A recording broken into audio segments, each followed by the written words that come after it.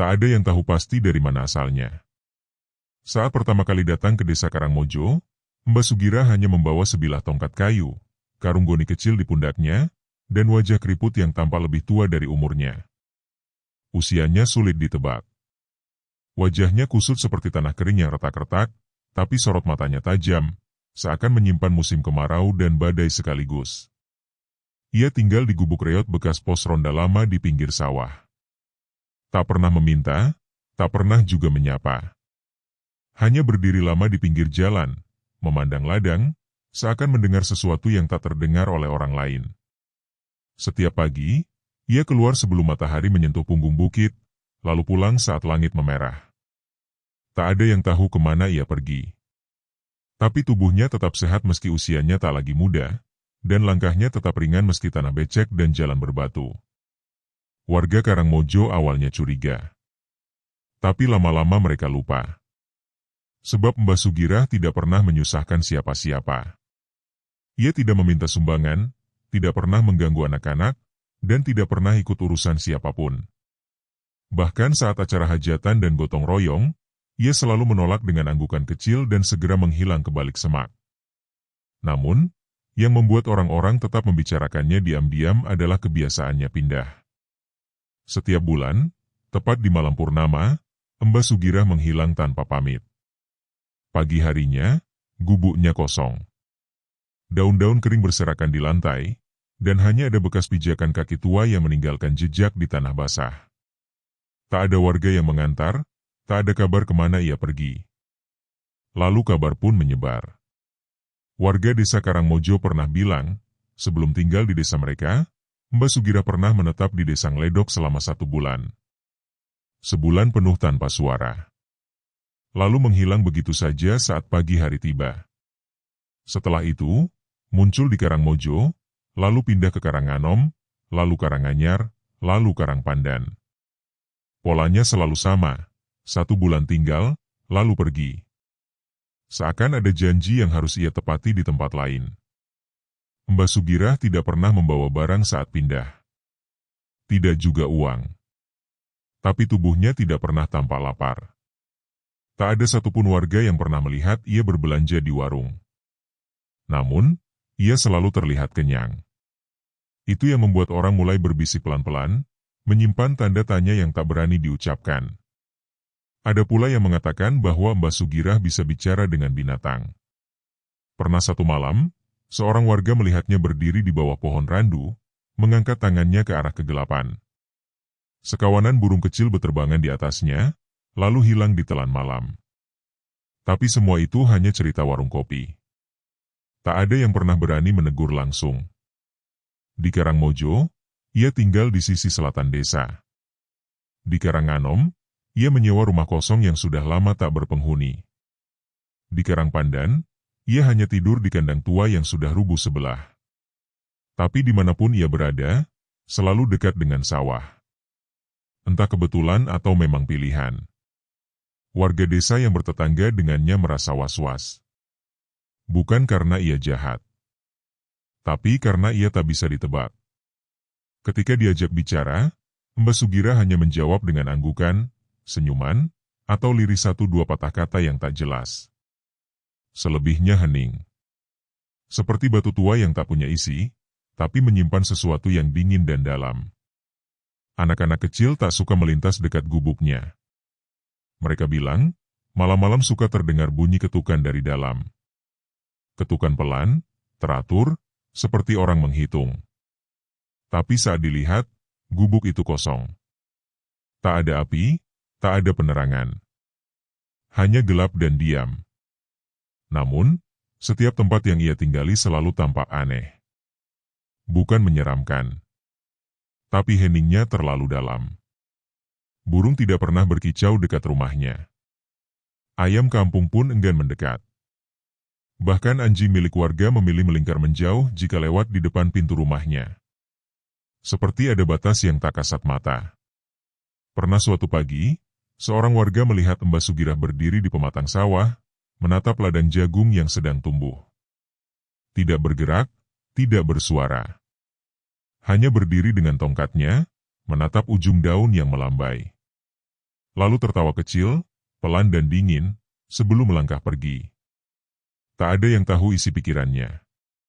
Tapi yang jelas, setiap kali ia pergi, ia selalu memilih desa yang dekat dengan hamparan sawah luas. Tidak pernah tinggal di kota. Tidak pernah mendekat ke perumahan. Hanya ladang, embung, dan hutan kecil. Ada yang menyebutnya penjaga tanah. Ada juga yang percaya ia orang sakti yang sedang menjalani lelaku. Tapi tak sedikit yang diam-diam berbisik bahwa Mbah Sugirah bukan manusia biasa.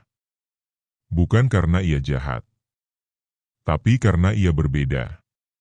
Dan malam itu, di purnama yang bersinar terang, Mbah Sugirah kembali menghilang dari Karangmojo. Gubuknya kosong. Lantai tanahnya dingin. Dan hanya ada jejak kaki menuju jalan setapak yang mengarah ke barat daya. Warga tahu, bulan depan, ia akan muncul lagi. Di desa lain. Mungkin Karangpandan. Mungkin Karangjati. Atau mungkin desa mereka sendiri akan disinggahi lagi suatu saat nanti. Tapi satu hal pasti, jika Mbah Sugirah sudah datang, maka hening akan tumbuh lebih dalam. Dan waktu akan mencatat sesuatu, perlahan dan menakutkan. Karangpandan menyambutnya dengan gerimis yang mengguyur sepanjang malam. Desa itu sepi, jauh dari kota, dikelilingi sawah luas yang baru saja ditanami. Ujung pematang masih basah, dan lumpur melekat erat di telapak kaki siapapun yang melintas. Di desa ini, Mbah Sugirah kembali muncul tanpa suara, membawa tongkat kayu dan karung goni kecil yang tampak makin lusuh. Ia tidak mengetuk pintu rumah siapapun. Ia tidak meminta tumpangan atau tempat tinggal. Ia hanya berjalan ke arah barat, menuju sebuah rumah kosong yang dulu ditinggalkan pemiliknya karena banjir bandang. Dindingnya retak, atapnya nyaris runtuh, tapi bagi Mbah Sugirah tempat itu cukup. Ia hanya butuh ruang untuk diam. Malam pertama di Karangpandan, ia duduk bersila di tengah rumah tua itu, menyalakan sebatang dupa yang diambil dari dalam karungnya. Asapnya tipis, tapi menyebar lambat dan pekat. Tangannya bergerak pelan, menyusun sesuatu dari tanah liat dan sisa ranting. Ia membentuk 3 bulatan kecil, menyerupai kepala tikus, lalu meletakkannya di sudut ruangan. Mata tuanya terpejam lama. Wajahnya memucat, tubuhnya berguncang pelan. Napasnya berat, seolah menarik udara dari tempat yang jauh dan tak terlihat. Tak ada doa yang terucap. Hanya desah lirih, seakan sedang berbicara dengan sesuatu yang bukan berasal dari dunia ini. Di luar, angin bertiup kencang, membawa bau basah dari ladang yang terendam. Tapi di dalam rumah itu, udara diam. Seolah waktu sendiri enggan melangkah. Malam demi malam berlalu, dan Mbah Sugirah semakin jarang terlihat oleh warga. Jikapun ada yang melihat, itu hanya sekilas, di pematang sawah, duduk di bawah pohon waru, atau berdiri lama menghadap ladang jagung yang masih muda. Wajahnya selalu kosong, tapi mata itu menatap dengan kehendak yang tidak biasa. Seperti sedang mencari sesuatu. Atau menunggu sesuatu kembali. Lelaku itu tidak singkat. Ia tidak hanya diam. Ia berjalan setiap malam, melintasi batas desa, menginjak rumput yang belum pernah disentuh manusia. Ia menandai sudut-sudut tertentu di pinggir sawah, menanam benda kecil yang dibungkus kain putih. Di satu tempat ia menanam potongan jari ayam. Di tempat lain, ia menanam koin tua dan rambut manusia. Semua dilakukan dalam hening, tanpa saksi, tanpa cahaya. Ia tahu, jalannya masih panjang. Tapi malam-malam sunyi itu adalah gerbang awal. Gerbang menuju sesuatu yang lebih besar dari sekadar kekayaan atau kelimpahan panen. Ini bukan pesugihan biasa. Ini bukan sekadar memanggil harta. Ini memanggil penukar, yang lahir dari kerak tanah, yang berjalan di malam hari tanpa suara, dan hanya tunduk pada satu hal, perintah. Tubuh Mbah Sugirah semakin kurus. Tapi sorot matanya semakin terang. Di bawah langit gelap Karangpandan, ia mulai mendengar bisikan-bisikan itu. Bukan dalam bahasa manusia, bukan pula dalam suara seperti mimpi. Tapi dalam desir angin, dalam detak tanah, dalam sunyi yang memekakan. Di satu malam, Ia berdiri di tengah ladang jagung yang masih setinggi lutut. Ia membuka kedua tangannya lebar-lebar, membiarkan tubuhnya diselimuti angin malam. Matanya terpejam, wajahnya menengadah, dan bibirnya menggumam. Tidak ada mantra. Hanya nada rendah yang menggetarkan udara. Ia tahu tempat itu cocok. Sawah-sawah yang subur. Tanah yang masih basah oleh keringat petani. Hasil panen yang melimpah setiap musim. Semua itu akan menjadi pengait. Dan pengait harus ditanam dengan tepat, agar yang dipanggil tidak mengamuk, agar yang datang tahu kepada siapa ia harus pulang. Warga desa mulai memperhatikan kehadirannya. Bukan karena Mbah Sugirah membuat keributan. Justru karena ia terlalu diam. Tapi mereka belum khawatir. Tidak seperti desa-desa sebelumnya. Belum ada kejadian aneh. Belum ada tanaman yang mati, belum ada panen yang gagal. Semuanya masih berjalan biasa.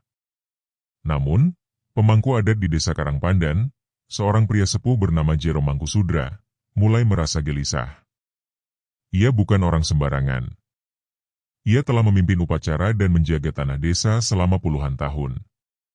Ia mengenal getar tanah, aroma angin, dan nyanyian malam. Dan sejak Mbah Sugirah datang, semua itu berubah. Angin malam terasa lebih dingin. Tanah lebih lembab dari biasanya. Dan satu malam, saat melakukan sesembahan di Pura Subak, ia melihat seekor burung hantu jatuh dari langit, mati tanpa luka. Tidak ada tanda-tanda serangan. Tapi matanya terbuka lebar, dan lidahnya menjulur kaku. Tanda yang tidak biasa.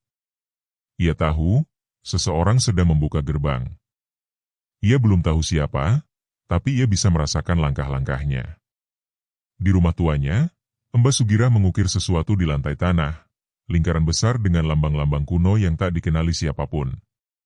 Di tengah lingkaran itu, ia menancapkan tongkat kayunya, lalu menaburkan serbuk dari dalam karung goni. Serbuk itu berkilau samar dalam cahaya remang-remang. Lelaku itu telah mencapai titik perjanjian. Dan perjanjian harus ditepati dengan kesunyian yang panjang. Tidak boleh ada yang tahu. Tidak boleh ada yang mengusik. Karena jika gagal, yang datang tidak akan kembali ke tanah. Ia akan tetap tinggal. Dan saat itu terjadi, bukan hanya sawah yang akan disapu bersih, tapi juga ingatan, tubuh, dan nyawa. Dan Mbah Sugirah tahu, waktunya sudah dekat. Yang dipanggil akan segera menjawab. Dengan atau tanpa suara. Malam itu langit terasa begitu rendah. Bintang-bintang lenyap seperti disapu kain hitam. Angin berhenti berembus, seolah bumi sedang menahan napasnya sendiri. Dan di dalam rumah reot yang hampir roboh itu, Mbah Sugirah duduk dalam diam. Tubuhnya gemetar pelan, tapi bukan karena dingin. Di depannya, lingkaran tanah bertuliskan aksara-aksara kuno kini memancarkan cahaya samar. Tongkat kayunya berdiri tegak di tengah, dan dari ujungnya mengalir uap tipis ke arah lantai. Ia menunduk dalam-dalam, wajahnya menyentuh tanah. Sebuah bisikan tak terdengar mulai tumbuh di telinganya. Bukan dari luar, tapi dari dalam dirinya sendiri. Bukan suara manusia, bukan pula suara makhluk. Tapi ia mengerti maksudnya, waktunya sudah tiba. Esok paginya, langit cerah. Tak ada yang aneh di mata warga. Para petani keluar rumah seperti biasa, menuju sawah yang mulai menguning. Beberapa mengeluhkan suara gaduh semalam, seperti sesuatu berlarian di pematang, tapi mereka mengira itu hanya musang atau babi hutan. Tak ada yang benar-benar memperhatikan. Namun di rumah Mbah Sugirah, sebuah perubahan telah terjadi. Di sudut belakang rumah tua itu, yang sebelumnya hanya berupa lantai tanah lembab, kini ada tumpukan jagung dan padi. Tidak banyak, hanya seukuran satu karung kecil. Tapi yang mengherankan, semuanya masih utuh, bersih, tidak berdebu. Bahkan ada beberapa tangkai padi yang masih basah, seperti baru dipetik. Tidak ada yang tahu dari mana datangnya. Mbah Sugirah hanya tersenyum tipis. Ia mengambil seikat padi dan menciuminya seperti orang menyambut bayi yang baru lahir. Ia tahu, Itu bukan hasil curian manusia. Itu bukan pula hasil simpanan lama. Itu adalah panen yang baru saja diambil dari sawah seseorang, entah di mana. Dan itu hanya permulaan. Malam-malam berikutnya, kejadian serupa terus berulang. Setiap pagi, padi dan jagung bertambah. Kadang 1 karung, kadang 2. Tidak pernah lebih dari 3, seolah ada batas yang tak boleh dilanggar. Dan semuanya dalam kondisi sempurna. Tidak rusak, tidak termakan tikus, tidak ada lumpur. Namun yang lebih aneh, warga mulai mengeluh tentang sawah mereka. Padi-padi saya hilang di ujung sana, kata Parasta, petani yang tinggal di timur desa. Tadinya sudah siap panen. Tapi waktu saya datang, cuma tinggal batang dan jejak kaki tikus. Jagung saya juga aneh, sahut tetangganya, Pak Dermo. Beberapa tongkolnya hilang bersih. Tapi tak ada yang jatuh di tanah. Kayak diangkat, bukan dimakan. Desa mulai gelisah. Para petani merasa seperti dikerjai makhluk halus. Beberapa menyebutnya hama gaib. Beberapa lainnya mulai menuduh anak-anak nakal sebagai pencuri. Tapi satu hal yang sama, selalu ada jejak tikus di sekitar sawah yang terkena. Kecil, berbaris rapi, dan menuju ke arah yang tak jelas. Yang paling membuat mereka bingung, para tikus itu tidak pernah terlihat. Tidak ada suara berisik di malam hari. Tidak ada sarang. Tidak ada bekas galian. Hanya jejak dan hilangnya panen. Jero Mangkusudra diam-diam mengamati. Ia mulai mencatat siapa saja yang kehilangan hasil tanam. Ia menyusun peta kecil dari kepala, mencoba melihat pola. Dan semakin ia menelusuri, semakin yakin bahwa kejadian ini bukan kebetulan. Ini bukan hama biasa.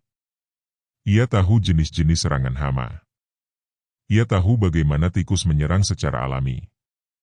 Tapi ini terlalu rapi. Terlalu bersih. Terlalu tepat waktu. Dan satu hal yang paling mencurigakan, tak satu pun sawah milik warga yang melakukan upacara rutin mengalami kerusakan. Saya rasa ini bukan urusan biasa, gumamnya saat menatap sawah yang masih utuh di sisi barat. Ini ada yang menuntun. Ada tangan manusia, tapi dengan lidah makhluk. Suatu malam, Jero Mangku menyelinap keluar, membawa sesajen kecil dan dupa.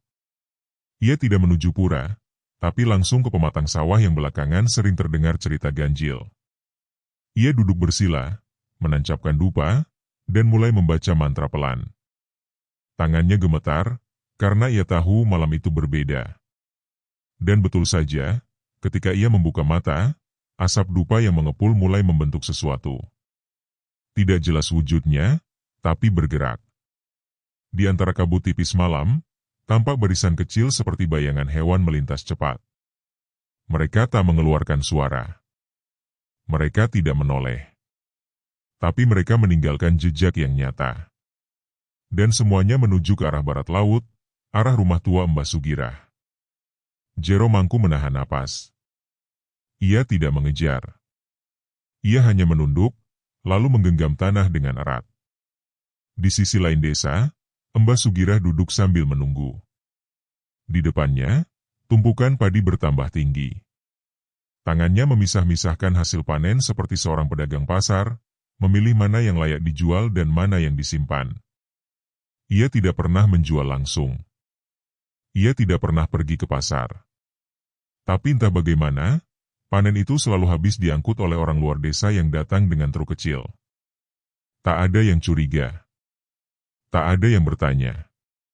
Sementara itu, warga mulai bingung. Beberapa orang memasang perangkap tikus.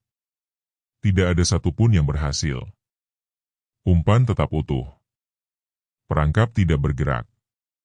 Tapi keesokan harinya, hasil panen tetap hilang.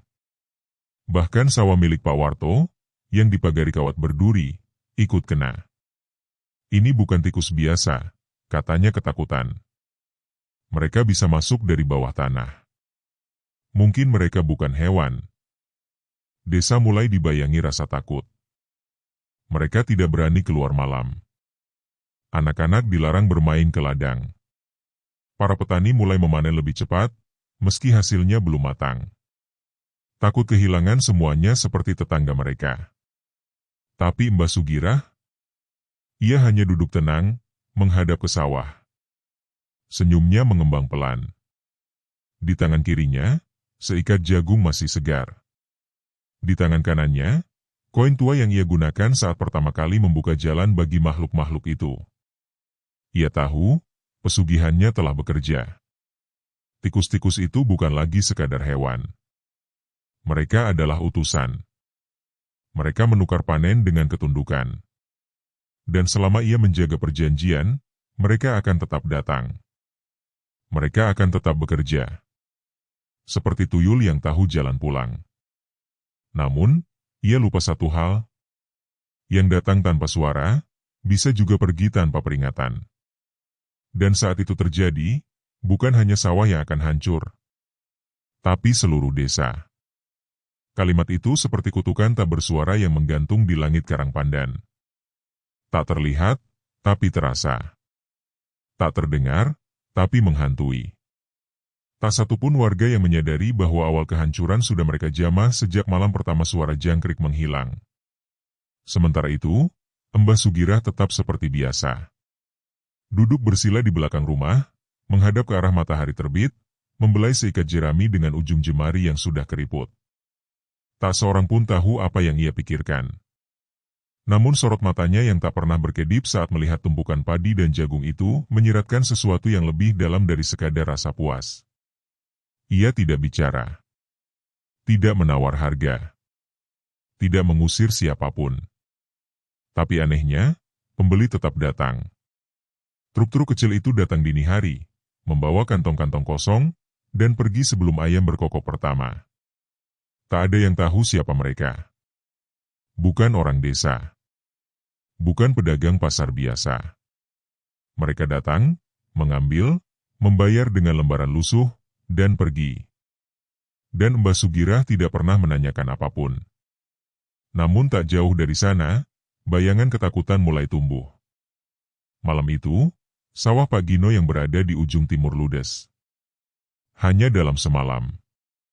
Jagung yang 2 hari lalu masih penuh tongkol, kini hanya menyisakan batang-batang kosong dan jejak kecil yang melingkar seperti ditorehkan oleh ratusan kuku mungil. Tak ada suara. Tak ada tanda perlawanan. Seperti dirampok oleh hantu yang berjalan di atas bayangan. Pak Gino terduduk di pematang. Tangannya menggenggam tanah kering yang berdebu. Matanya nanar menatap hamparan kosong di depannya.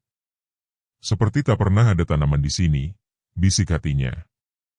Seperti di lahap bumi. Di rumahnya, istrinya menangis dalam diam. Hasil panen itu adalah satu-satunya harapan mereka melunasi utang pupuk yang sudah 3 musim belum terbayar. Kini, semuanya lenyap. Lenyap tanpa bunyi. Cerita Pak Gino menyebar seperti angin busuk. Pagi-pagi warga datang melihat langsung. Dan mereka terpaku. Tidak karena jagungnya hilang, tapi karena di atas tanah basah itu, jejak tikus membentuk garis berputar-putar, seolah ada tarian yang dimainkan semalam. Apa ini semacam simbol? Tanya salah satu warga pelan. Bukan. Ini semacam lingkaran pemanggil, sahut seorang yang pernah belajar di pesantren, suaranya nyaris tak terdengar. Kekhawatiran berubah menjadi ketakutan. Warga mulai mengurung diri. Mereka menutup sawah dengan pagar bambu, menggantung kemenyan, menyalakan obor malam hari, bahkan ada yang meletakkan boneka jerami di tengah ladang. Tapi pagi-pagi, hasilnya tetap sama, panen hilang, jejak tikus tertinggal. Boneka jerami itu tidak rusak, tapi di sekelilingnya padi menghilang seperti dicabut satu persatu oleh tangan tak kasat mata. Dan semua itu selalu terjadi di luar sepengetahuan mata. Seperti ada aturan bahwa tikus itu hanya bekerja di kegelapan, hanya berjalan di bawah selimut malam, hanya menyentuh yang tidak disucikan. Sementara itu, Jero Mangkusudra makin yakin. Ia tak bisa tinggal diam. Maka malam itu, ia keluar lebih awal dari biasanya. Ia membawa dupa lebih banyak. Di belakangnya, 3 pemuda yang ikut dalam pemujaan desa diam-diam membuntuti. Mereka memilih lokasi paling parah, sawah milik Pak Gino. Mereka duduk bersila di pematang, mengitari dupa yang menyala. Sesajen kecil diletakkan di tengah, berisi nasi, garam, dan segelas air. Mantra dilantunkan pelan. Bukan untuk mengusir, tapi untuk melihat. Untuk menyingkap yang disembunyikan. Untuk memperlihatkan siapa yang bekerja di balik tirai malam. Dan tepat pukul 2 dini hari, tanah mulai bergemetar. Bukan seperti gempa, tapi lebih mirip bisikan dalam tanah. Mereka mendengar desisan kecil, lirih, namun ribuan. Seolah seluruh isi bumi menggeret tubuhnya ke permukaan. Asap dupa berubah arah. Api menari ke timur. Dan dari semak gelap, muncullah mereka. Tikus. Bukan 1, bukan 2. Tapi ratusan. Ukurannya kecil, tapi matanya merah menyala. Mereka berlari tanpa suara, membentuk barisan seperti pasukan. Tidak liar. Tidak acak. Tapi teratur, seperti dikendalikan. Pemuda di belakang Jero Mangku nyaris pingsan. Satu di antaranya muntah. Tapi Jero Mangku menahan mereka tetap diam. Tikus-tikus itu tidak menyerang. Mereka hanya melewati sawah, berhenti sejenak, lalu mulai memetik padi dengan cara yang tidak bisa dijelaskan. Mereka tidak mengunyah, tapi seperti menyerap hasil panen ke dalam tubuh mereka, lalu menghilang satu persatu ke dalam tanah. Dan yang paling mengerikan, semua jejak itu menuju arah yang sama. Arah rumah Mbah Sugirah.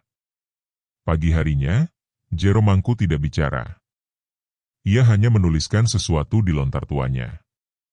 Lalu pergi ke hulu sungai, mengambil air suci, dan membasuh wajahnya 3 kali. Ia tahu, ada sesuatu yang harus dihentikan. Tapi ia juga tahu, kekuatan yang sedang bekerja ini bukan kekuatan biasa. Sementara itu, Mbah Sugirah pagi itu tampak berseri. Ia duduk di beranda rumah, membelah jagung satu persatu, menatanya dalam anyaman bambu. Tumpukan padi di belakang rumah makin tinggi, hampir menutup jendela. Ia bersenandung lagu lama, lagu yang tidak dikenal siapapun, mungkin lagu zaman sebelum desa ini ada. Namun di balik senyumnya, tubuhnya makin ringkih. Wajahnya lebih pucat. Napasnya pendek. Seolah ada harga yang terus dibayarkan, sedikit demi sedikit, demi panen yang datang tanpa kerja. Tapi ia tidak peduli. Ia tahu, selama ia tak melanggar satu syarat penting, semuanya akan terus mengalir. Jangan pernah tinggal di satu tempat terlalu lama. Itulah pesan dari makhluk yang menemuinya dalam mimpi pertama.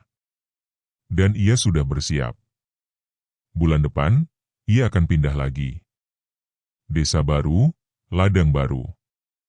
Tikus-tikus itu akan ia tuntun ke tempat yang lebih segar. Tempat yang belum suci. Tempat yang belum kuat. Tapi Jero Mangku tahu lebih dulu. Dan kali ini, ia tidak akan membiarkan mereka berpindah sebelum rahasia itu terungkap. Sebelum tanah ini menjadi korban berikutnya dari keserakahan yang menjelma dalam wujud tikus. Malam itu, ia kembali melakukan pemujaan. Tidak seperti biasanya. Tidak untuk memohon perlindungan. Kali ini untuk memanggil sesuatu. Sesuatu yang sejak lama tak pernah ia bangkitkan karena kekuatannya dianggap hanya bisa dipakai jika keseimbangan benar-benar goyah. Tangan Jero Mangku gemetar saat menaburkan bunga setaman ke atas api dupa. Mantra mengalir seperti air pahit dari lidahnya. Udara berubah dingin. Angin berhenti bergerak. Bahkan suara jangkrik yang biasanya ramai di sekitar pelataran pura menghilang tiba-tiba. Tiba-tiba, api mengejang. Dari nyala api yang membiru itu, muncul bayangan. Tak berbentuk manusia, tak juga makhluk.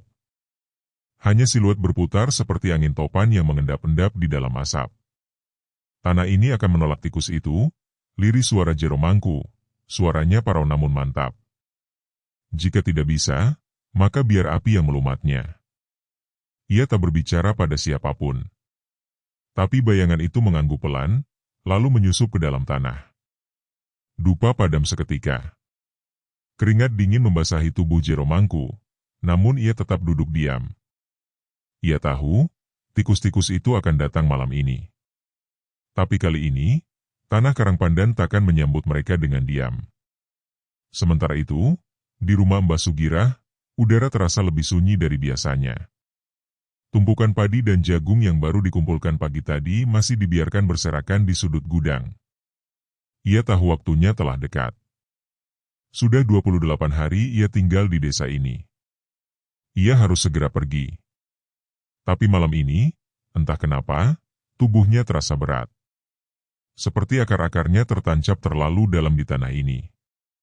Ia tak bisa beranjak.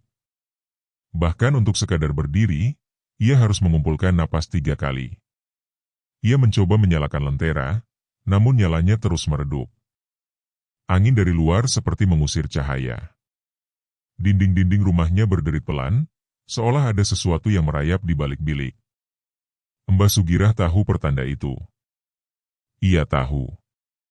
Mereka datang. Tapi bukan tikus. Bukan kawanan yang ia panggil. Bukan pasukan kecil yang membawa rejeki pagi. Kali ini, yang datang adalah penolakan. Di sawah milik Pak Gino, kejadian aneh kembali terjadi. Tapi bukan hilangnya tanaman yang membuat warga heboh pagi itu. Justru karena semuanya utuh. Tidak ada sehelai pun daun yang hilang. Tidak ada jejak tikus. Tidak ada simbol. Tidak ada lingkaran. Namun anehnya, di tengah ladang, terdapat bekas lubang seperti kubur yang terbakar. Hitam, menganga, dan hangus. Tak ada api semalam. Tak ada yang menyalakan obor. Tapi tanah itu seperti baru saja menyemburkan amarahnya dari dalam. Dan di sekitar lubang, padi-padi tumbang sendiri, seperti menunduk. Warga mulai membicarakan sesuatu yang dulu hanya berani dibisikkan di belakang rumah. Sawah ini mungkin sudah dihuni makhluk. Jero Mangku hanya tersenyum. Ia tahu, tanah ini telah menolak. Api suci yang ia panggil telah menyentuh akar sihir itu, dan memutus ikatan pertama. Tapi ia juga tahu, itu belum cukup. Karena selagi Mbah Sugirah masih tinggal, kawanan itu belum sepenuhnya pergi. 3 hari berikutnya, suasana desa berubah. Warga yang dulu menunduk saat lewat depan rumah Mbah Sugirah, kini mulai berani mengawasi. Ada yang mulai membandingkan, kenapa hanya sawah di sekitar rumah tua itu yang tak pernah diganggu? Kenapa hasil panennya selalu bertambah, bahkan saat orang lain kehilangan segalanya? Dan lebih mengherankan lagi, kenapa tidak ada satupun tikus yang terlihat di sana? Tapi sebelum pertanyaan itu menguap, warga dikejutkan oleh peristiwa besar. Sebuah truk terguling di tanjakan dekat sungai. Truk itu bukan milik warga. Di dalamnya ditemukan karung-karung penuh padi dan jagung. Semua dalam keadaan kering dan bersih. Tidak ada tanda sisa panen biasa.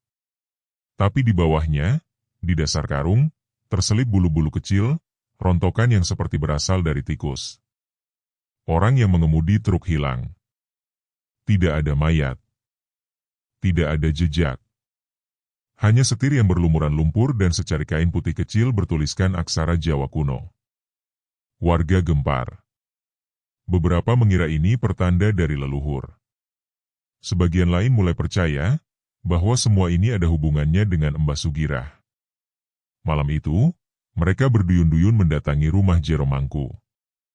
Tidak berteriak. Tidak membawa senjata. Tapi membawa rasa haus akan kebenaran yang terlalu lama ditutup rapat. Boleh kami tahu siapa sebenarnya Mbah Sugirah itu? Jero Mangku menatap mereka satu persatu. Ia tidak langsung menjawab. Ia tahu, kata-katanya bisa mengubah segalanya. Tapi ia juga tahu, jika malam ini ia tidak membuka tabir, desa ini akan menjadi berikutnya.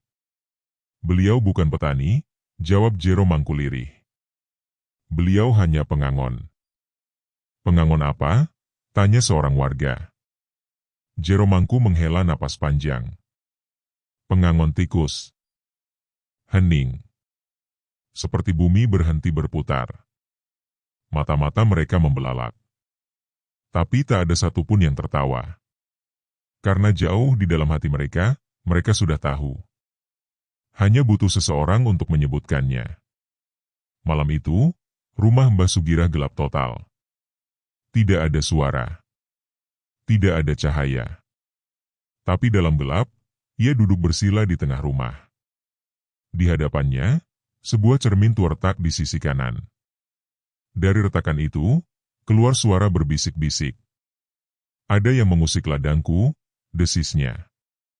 Ia mencoba memanggil. Tapi tidak ada yang datang. Ia memanggil lagi, tapi tikus-tikus itu tidak menjawab. Mereka takut. Takut pada tanah ini. Takut pada api. Takut pada seseorang yang lebih tua dari mereka semua. Seseorang yang kini telah bangkit. Untuk pertama kalinya, Mbah Sugirah merasa sendiri. Dan itu adalah perasaan yang paling ia benci. Malam masih panjang saat embun pertama belum sempat menyentuh dedaunan. Rumah tua Mbah Sugirah terperangkap dalam kesunyian yang bukan berasal dari malam, melainkan dari kehampaan yang mengelilinginya. Tak ada tikus yang datang.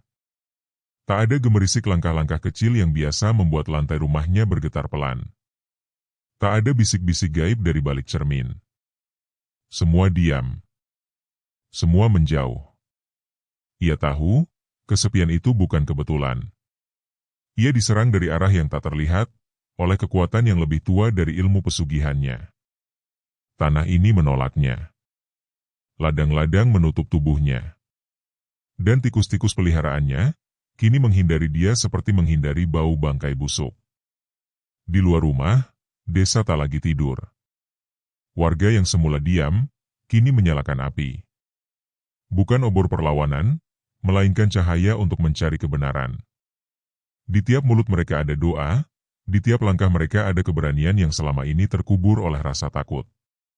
Malam itu, mereka tidak dipimpin oleh kepala desa, melainkan oleh keyakinan mereka sendiri, bahwa tanah ini telah dinajisi. Bahwa hasil jerih payah mereka selama ini direnggut secara gaib. Dan di tengah lingkaran itu, berdiri Jero Mangku. Kepalanya ditundukkan, bukan karena takut, tetapi karena menghormati yang akan mereka hadapi. Ia bukan pemimpin mereka. Tapi malam ini, ia adalah perantara antara yang terlihat dan yang tidak kasat mata. Jangan dengan amarah, ucapnya pelan. Karena malam ini, bukan hanya manusia yang mendengar kita. Warga diam. Mereka tahu, doa dalam hati lebih lantang dari teriakan. Lalu langkah kaki mengarah ke satu tempat, rumah reot yang selama ini dianggap tua biasa. Rumah tempat Mbah Sugirah menyimpan karung-karung yang tak pernah ditimbang. Gudang yang tak pernah kosong. Dan wajah yang tak pernah benar-benar dikenali. Saat mereka tiba, rumah itu kosong. Bukan kosong karena ditinggal. Tapi kosong seperti rumah yang telah lama ditinggal mati. Dinding-dindingnya membiru. Kayu-kayunya membeku. Jendela-jendela tertutup debu yang seharusnya tak sempat menumpuk dalam semalam. Tapi gudangnya masih penuh. Dan di dalam gudang itu, mereka menemukan padi, jagung, dan ratusan butir-butir bulir yang masih mengeluarkan bau tanah. Tapi bukan itu yang mengejutkan. Di sudut ruangan, di bawah selembar tikar usang, mereka menemukan kerangka tikus, puluhan, ratusan, yang membatu dalam posisi memeluk sesuatu. Kain kafan kotor yang digulung rapi, diikat dengan benang merah. Jero Mangku melangkah maju. Ia membuka gulungan itu pelan-pelan. Saat ikatan terakhir dibuka, bau busuk menyeruak, bukan seperti bangkai, tapi seperti daging yang disimpan terlalu lama di tanah keramat. Di dalamnya, sebuah keris kecil, hitam berkarat, bertuliskan aksara kuno. Di sisi lain, cermin retak tergeletak, tak lagi memantulkan apapun. Ini bukan pesugihan biasa, gumam Jero Mangku. Ini, pengikat hama pada jiwa. Ia bukan menyuruh tikus datang, tapi menukar jiwanya dengan wujud mereka. Warga mulai paham. Mbah Sugirah bukan hanya memelihara. Ia adalah bagian dari kawanan itu. Ia bisa berpindah, karena jiwanya menyelinap dalam tubuh-tubuh kecil itu. Tiap malam, ia memimpin tikus-tikus itu menyerang, dan tiap pagi ia mengumpulkan sisa-sisa yang bukan benar-benar dari ladang, melainkan dari penyerapan gaib. "Kemana dia sekarang?" tanya salah satu warga. Jero Mangku memejamkan mata. Ia menggenggam keris itu erat-erat. Dan dalam sekejap, ia tahu, Mbah Sugirah belum pergi. Ia bersembunyi di tempat paling dalam. Tempat yang bahkan tikus pun takut memasukinya, di perut bumi. Malam makin larut saat Jero Mangku memimpin doa terakhir di pelataran ladang. Mereka tidak membakar rumah Mbah Sugirah, karena itu bukan solusi. Mereka tidak membawa keris itu ke pura, karena itu bukan milik dewa. Tapi mereka menanamnya kembali ke tanah, dengan upacara khusus, di tengah lingkaran padi yang tidak pernah disentuh oleh hama. Di tempat pertama kali tanah ini menolak. Api menyala, bukan membakar, tapi menyucikan. Asapnya naik seperti ular mencari arah pulang. Angin kembali berhembus. Dedaunan kembali bergerak. Jangkrik bernyanyi lagi. Dan di bawah tanah, sesuatu menggeliat. Sesuatu yang menggelepar kesakitan. Sesosok tubuh tua yang perlahan-lahan berubah, bukan lagi manusia, tapi makhluk separuh hewan. Tubuhnya dipenuhi luka bakar dari dalam. Tikus-tikus kecil menggigit tubuhnya sendiri, mencoba keluar dari pori-porinya. Ia merangkak. Mencakar dinding gua tempat ia disembunyikan oleh kekuatan pesugihannya sendiri. "Aku belum selesai," desisnya, suaranya tak lagi seperti manusia. Tapi tanah tak menjawab. Tanah itu kini sudah milik para petani kembali. Ladang-ladang sudah bersih. Dan malam itu, tak ada satupun tikus yang terlihat keluar dari lubang manapun. 3 minggu kemudian, desa Karangpandan kembali seperti semula. Panen mulai kembali bersemi. Tidak ada tikus, tidak ada jejak. Namun warga masih menyisakan satu area di ujung ladang, tempat api pernah dinyalakan, tempat keris pernah ditanam.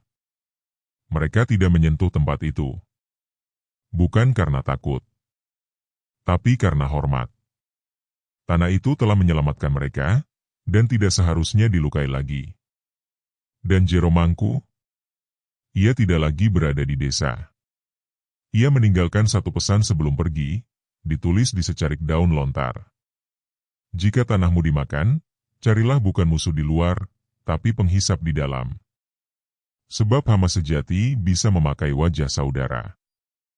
Kalimat itu tertulis rapi di daun lontar, namun membekas dalam dada setiap warga Karangpandan. Bukan sekadar nasihat, melainkan penegasan bahwa kejahatan bisa tumbuh dari wajah yang mereka kenal, dari suara yang tiap hari menyapa, dari langkah yang biasa lalu lalang di antara ladang. Dan malam itu, ketika bulan penuh menggantung rendah, aroma tanah basah kembali mengambang. Tidak ada yang aneh. Tidak ada tikus. Tidak ada bunyi aneh. Tapi di hati mereka, ada yang belum selesai. Padi tumbuh, jagung kembali merekah. Namun warga tidak pernah lagi melihat seluruh hasil panen mereka utuh. Kadang hilang satu karung, kadang menguap begitu saja, tak pernah ada bukti. Mereka menutup kemungkinan pencurian, karena gudang mereka terkunci, bahkan dijaga. Tapi padi itu tetap menghilang. Satu-satunya petunjuk hanyalah jejak kecil di tanah, garis-garis samar, seperti goresan kuku. Dan bau anyir di pagi hari. Tidak tajam, namun menggoda untuk dikenali. Seolah sesuatu yang pernah datang, kembali lagi, tapi tidak dengan cara yang sama. Di antara mereka, hanya satu orang yang diam, namun tahu lebih banyak, Mbah Sarpan, seorang duda renta yang hidup menyendiri di ujung desa. Ia pernah satu generasi dengan Mbah Sugirah. Pernah minum dari kendi yang sama, sebelum jalan hidup mereka bercabang. Sarpan memilih kesunyian, sementara Sugirah memilih tikus. Malam itu, Sarpan bermimpi. Ia melihat gua hitam menganga, dan dari dalamnya, seekor tikus raksasa keluar perlahan. Tapi yang menjijikan bukan bentuk tubuhnya, melainkan wajahnya. Separuh wajah Mbah Sugirah, dengan mata kosong, mulut meleleh cairan, dan gigi tajam menancap dalam. Dan dari punggung tikus itu, keluar tikus-tikus kecil, bukan untuk makan, tapi untuk menyebar, membawa warisan. Pagi harinya, Sarpan mendatangi ladang warga. Ia tak bicara banyak. Hanya menunjuk satu sudut tanah yang selama ini dibiarkan kosong, lingkaran tempat keris dikubur, tempat Jero Mangku memimpin pemurnian terakhir. Lihatlah, tanahnya makin kembung, bisiknya. Benar. Tanah itu menggembung, seperti perut ibu hamil. Tidak ada tanaman yang mau tumbuh di sana. Rumput pun enggan. Dan tengah malam berikutnya, dari dalam gembungan itu, muncul asap tipis dan seekor tikus putih, sebesar lengan bayi, keluar perlahan, lalu menghilang ke semak. Keesokan harinya, 3 warga melapor kehilangan hasil panen. Desa gempar. Mereka memanggil kembali Jero Mangku, namun tak seorang pun tahu kemana ia pergi. Namanya tidak ditemukan lagi di desa manapun. Bahkan pura terakhir tempat ia bertugas mengaku bahwa beliau telah mengakhiri tugas duniawinya. Warga ketakutan. Mereka khawatir kutukan belum selesai. Bahwa meski Mbah Sugirah telah dilenyapkan, pesugihannya belum tamat. Mungkin karena satu kesalahan, keris itu tidak dihancurkan, hanya ditanam. Sarpan hanya tersenyum tipis mendengar kegelisahan mereka. Di benaknya, semua ini bukan kesalahan. Ini adalah rencana lanjutan. Malam keempat setelah tikus putih pertama muncul, Sarpan menghilang. Rumahnya kosong. Tidak ada jejak kekerasan. Hanya ada satu benda yang tertinggal di atas ranjang, cermin retak, sama seperti yang dulu ditemukan di gudang Mbah Sugirah. Dan di belakang rumahnya, ada lubang baru, bulat, dalam, dan memancarkan bau tanah yang aneh. Lubang itu tidak pernah ada sebelumnya. Warga panik. Mereka menyadari bahwa warisan itu kini berpindah tangan. Hari-hari berlalu. Panen tetap dilakukan, namun ketakutan menyelimuti. Tikus-tikus tak lagi terlihat, tapi hasil panen tak pernah lengkap. Gudang-gudang tetap hilang karung demi karung. Dan semakin hari, lubang-lubang kecil mulai muncul di pekarangan, di sawah, bahkan di bawah rumah warga. Tapi yang lebih menyeramkan, setiap kali salah satu warga melihat bayangan tikus, walau hanya sekelebat, mereka mendengar bisikan. Bukan suara tikus, tapi suara tua, pelan, menyelinap. Aku belum selesai. Beberapa warga mencoba menguruk lubang. Namun keesokan harinya, lubang itu kembali terbuka. Lebih lebar. Lebih dalam. Dan di sekelilingnya, tanah menjadi gersang. Hama biasa tak pernah menyentuhnya. Bahkan ayam pun enggan melintas. Beberapa pendatang mulai bicara. Mereka menyebut Karangpandan sebagai desa kutukan. Desa yang ditinggal pemangku agama, tapi dirasuki oleh kepercayaan lama. Bahkan seorang wartawan pernah datang dan menginap semalam. Namun keesokan harinya, ia ditemukan berjalan tanpa arah, bergumam dalam bahasa yang tidak dikenali, lalu hilang di balik kabut. Setahun berlalu. Warga belajar hidup berdampingan dengan misteri. Mereka tidak lagi melawan. Mereka membiarkan lubang-lubang itu tetap terbuka, selama tidak ada yang masuk. Tidak ada yang bicara tentang Mbah Sugirah. Tidak ada yang mencari Sarpan. Tidak ada yang menanyakan kemana hasil panen yang hilang. Namun suatu pagi, sebuah kabar mengejutkan datang dari desa tetangga, Karangmojo. Sawah mereka habis dalam semalam. Bukan karena banjir. Bukan karena hama biasa. Tapi karena tikus putih datang bersama puluhan lainnya. Dan salah satu warga mengaku melihat sosok tua berdiri di pematang, memegang tongkat bercabang 2, tersenyum, lalu menghilang. Karangpandan hanya diam saat kabar itu datang. Mereka tahu, warisan itu telah bergerak. Dan dari lubang-lubang kecil di tanah mereka, angin terus keluar, membawa bau busuk dari dunia yang tidak terlihat. Sebab hama sejati tak pernah benar-benar mati. Ia hanya menunggu tuan baru.